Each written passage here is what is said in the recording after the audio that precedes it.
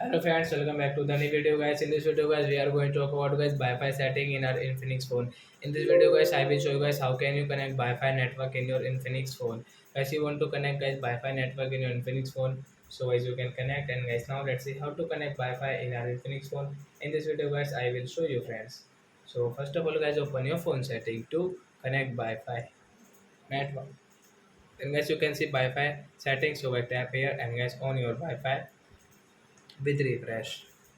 So which Wi-Fi network guys you have guys you want to connect in your Infinix phone, so guys you can connect from here guys. So as you can see guys, I have this Mukesh Wi-Fi, so I will tap here, I will enter password here,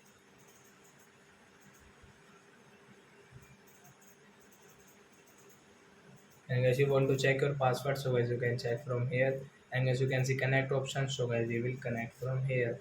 So you can see guys after 3 and 4 seconds guys Wi-Fi has connected, and guys you can use Wi-Fi network without any problem guys.